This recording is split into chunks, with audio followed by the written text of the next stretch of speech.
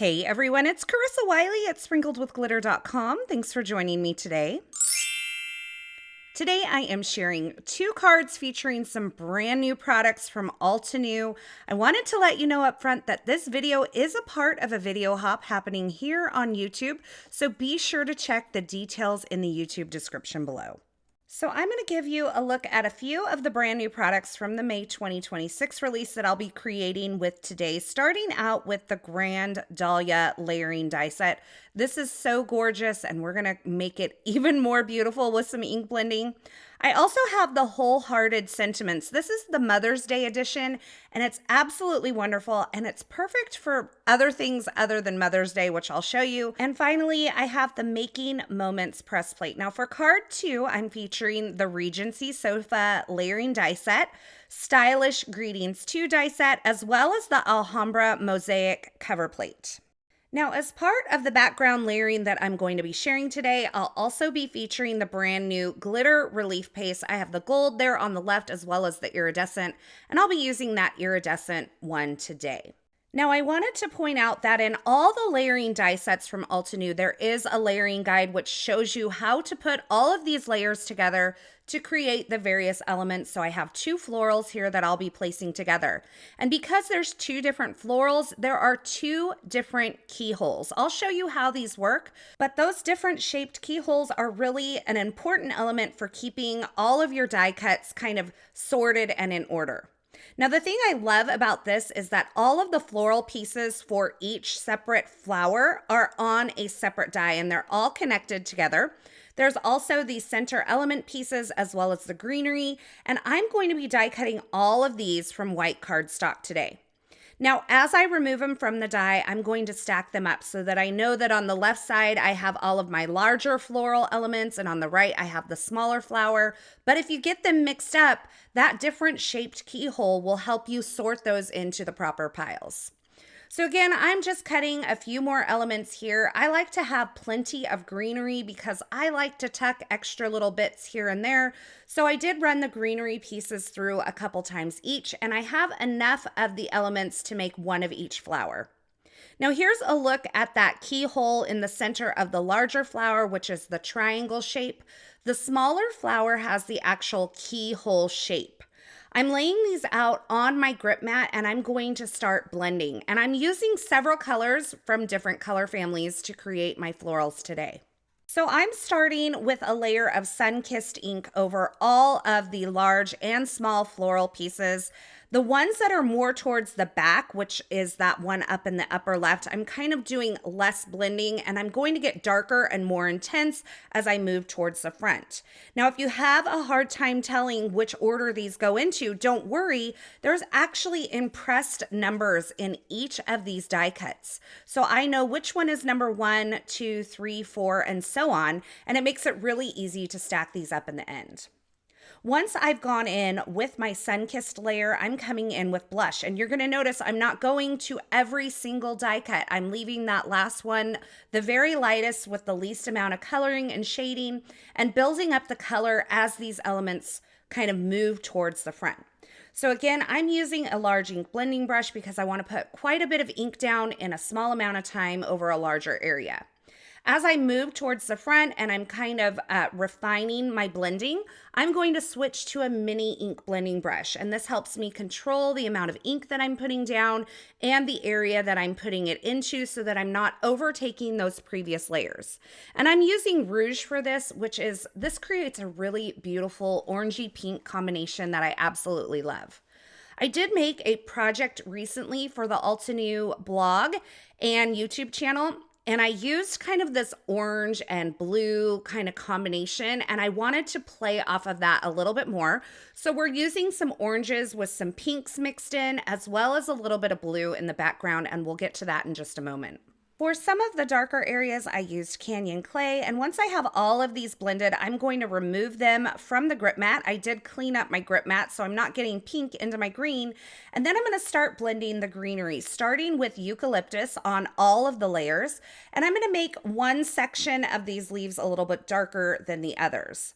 So for my second layer, I'm using forest fern. This is such a beautiful green, And I am going to put it most of the way up on these bottom leaves, and I'm going to add just a touch of it to the top leaves. So I'm switching over again to a mini ink blending brush so that I can really control where I'm putting the ink. So I'm just gonna blend up about a third of the way on these upper leaves, and that gives it a little bit of shadow and shading. And you can see I'm intensifying the shading with that mini ink blending brush on that lower section of leaves. So now I have all of my blending done, and I'm gonna start assembling flower number 1.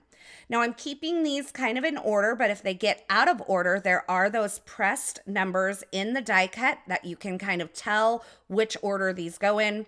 I like to lay them all out on my work surface with the keyhole facing in the same direction, and then place some glue in the center around that keyhole, and then start layering them up. So on this flower, I'm just making sure that all of the triangles are lined up in the center, and that's going to give me the perfect floral.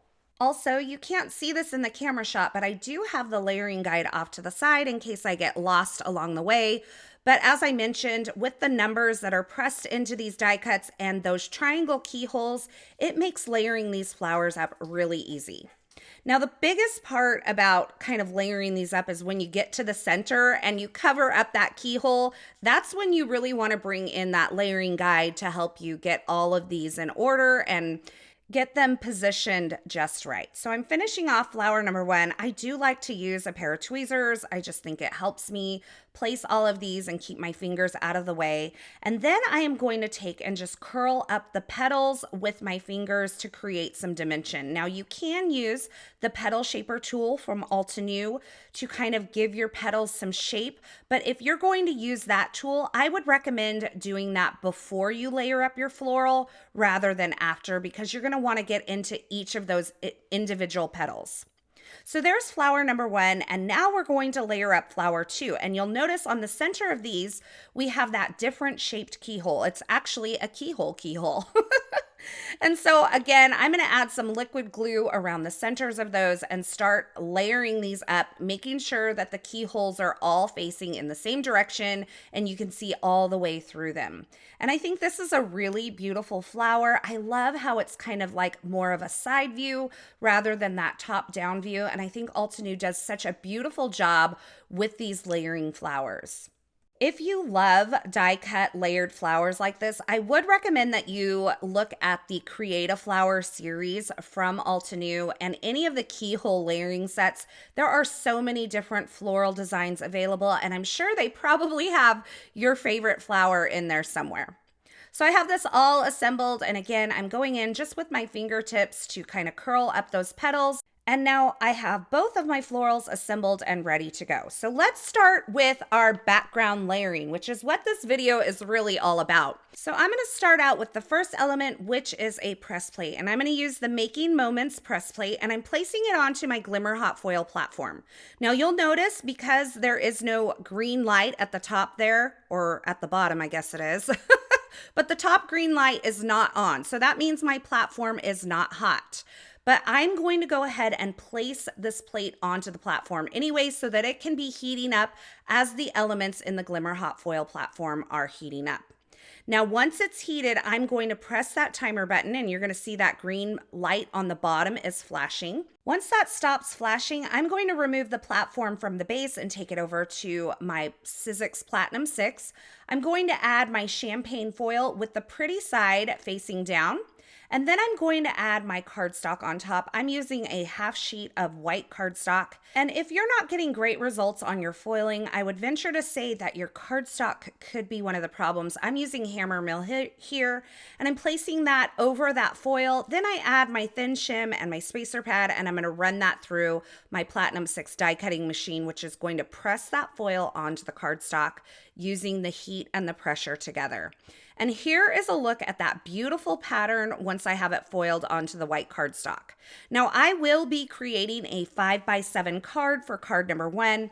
And so this press plate is perfect because it's nice and large. For my second layer on the background, I'm going to add some Misty Morning ink, and I'm just blending in some areas towards the middle, kind of randomly. I'm not blending over the entire thing, but I'm just adding another layer of interest to this background with that ink blending. You can see what it looks like once I'm done, and I did use a large ink blending brush for that. Now for layer number 3 on this background, I am going to grab one of the Altenew stencils and the brand new glitter relief paste in iridescent. Now I have to tell you, this glitter relief paste is different than any other glitter paste that I've used before. It's much smoother. It's not super gritty, so it spreads really nicely. And I have a palette knife from Altenew, and I'm just adding some of it kind of again in random areas towards the center over my background. And then I'll remove my stencil and make sure that I clean everything immediately. Now this will dry with some dimension if you build it up, but it just gives this background a little bit of sparkle that's really hard to see in this video. Now, while that's drying, I'm going to take one of the Wholehearted Sentiment Mother's Day edition, and I am going to stamp it using the Obsidian pigment ink onto a scrap of white cardstock. This says, "To the most amazing woman I know." So while this is technically a Mother's Day sentiment set, it has a lot of great sentiments that you can use year-round for the women in your life. So I just used a block to stamp that, and look at how beautifully that's stamped. Then I'll grab the coordinating die and die cut that out along with a couple extra layers from some plain white cardstock so that I can stack that up. Now I decided to bring this glitter paste into another area of the card project just to make everything kind of tie together. So I have a silicone brush. These are meant for I really use these with my laser and the wood and stuff that I work with for that. But I thought this was a great way to apply this iridescent glitter paste to the tips of these floral petals without using my finger. You could totally use your finger, but that kind of weirds me out. And so I grabbed this silicone brush to brush on that glitter paste onto my floral tips. Now I'm going to take the background after it's dried, and I'm just trimming this down. It ended up being a little bit smaller than 5x7 once I got it trimmed to where I want. And I'm going to take and add some foam adhesive to the back of this and add it onto a piece of Misty Morning cardstock that measures 5x7 inches. And then I have my 2 florals onto the front with a little bit of foam tape here, or instant dimension foam tape. And I will add my sentiment and my greenery pieces with a mix of foam adhesive and liquid glue to kind of finish off this card. It's really a beautiful card with lots of layered elements in the background, and I'm sorry, I forgot to show it to the camera. So for card number 2, we're using Stylish Greetings 2, which is a brand new die set. Great sentiments. And because I want to stack these up, I'm adding just a scrap of the Altenew sheet adhesive to a scrap of white cardstock. And I'm going to cut a few layers of this Miss You sentiment from that white cardstock with the adhesive already on the back. Now I'm separating these with my scissors because I do want to ink blend one of these layers. And I've also die cut the layers from that Regency sofa layering die set, and I'm placing them onto my grip mat to do, you guessed it, some ink blending. And I'm using the same color palette that I used in the previous card, but I'm kind of playing with the balance of the colors. So this one will have much more green. The other one had much more of that orange and pink. So I'm kind of flip-flopping the intensity of the color palette by changing the balance. So using more green is going to make it feel a little bit different than that first card. So I'm using a mini ink blending brush to bring in the forest fern into some shadow areas of the pillow for the sofa, as well as around the arms and the back. And then for the sentiment, I am going to use the same colors that I used on the florals. Let me move this out of the way before we start blending the sentiment. And I'm going to use Sunkissed at the bottom. I'm using mini ink blending brushes for this so that I can control the amount of ink that I'm using. Then I have Blush towards the center and the Rouge towards the top. And this is one of those layers that I cut from the white cardstock that has the adhesive layer on the back. Now that I have my pieces blended, I'm going to add some liquid glue and add on these pieces to that Regency sofa, which I die cut out of the brushed gold cardstock. It's so pretty, and I think it adds just such a fun touch to this little Regency sofa. I then added an additional layer of the pillow die cut from some white cardstock behind the ink blended piece and adhered that to my little sofa there. And now I'm taking these adhesive backed layers of my misused sentiment and placing them onto the shadow layer of that sentiment that I die cut from some vellum. And because I already have the Altenew sheet adhesive on the back of the cardstock before I die cut, this makes positioning these and stacking them up really easy. Again, I like to use a set of tweezers or a pair of tweezers so that I can keep my fingers out of the way, but I'll just stack up a couple layers of plain white and then the ink blended portion on the front. Now for this background, I'm starting with a die cut, and this is the Alhambra Mosaic die. This covers an entire 4 1/4 by 5 1/2 inch piece of cardstock or your card front. And again, I'm starting with a die cut here for part of the layers. And then my second layer is going to be some Misty Morning ink blending. Now I'm blending a little heavier towards the left side than I am the right side. And because I wanted to continue the layering theme, I'm going to use the Making Moments press plate again and press part of this card front with that foiled pattern. Now you can see I actually die cut that Alhambra Mosaic from a scrap piece of cardstock. I did not realize it was my ink testing piece, but it's going to work just fine and nobody's ever going to know except for, just me and you. So I ran that through my Platinum 6 with that champagne foil, and now we have those words on that cover plate. I'm going to place this onto an A2 card base that I created from some Misty Morning cardstock, and I just adhered that down with some liquid glue. And now I have an arch frame and an arch that I blended with those same inks. I'm adhering those together, and that's from the Altenew Nested Arches die set. I also have this vellum leaf layer, which I die cut from another Altenew floral set, and I'm going to pop this onto my card front using a little bit of foam adhesive. Once I get that position towards the left side, I'm going to add my Regency sofa and my sentiment, both with a little bit of foam adhesive to give this some dimension. And that finishes off card number 2. So now we have 2 beautiful cards featuring some brand new products from Altenew's May 2026 release. Same color palette, but it looks a little bit different on each card.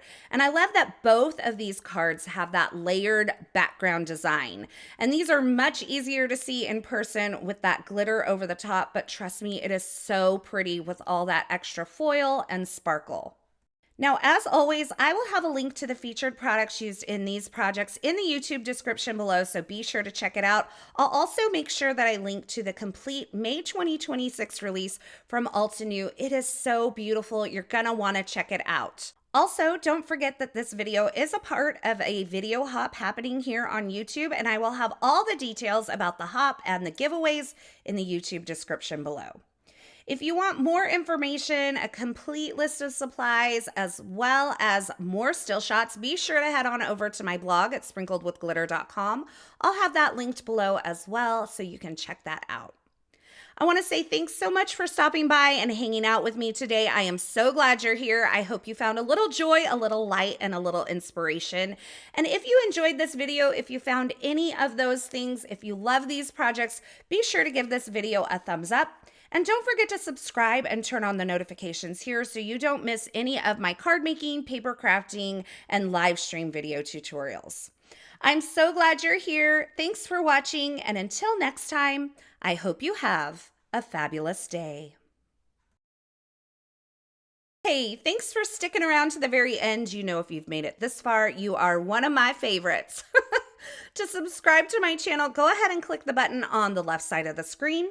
And here's a couple more video tutorials I thought you might enjoy.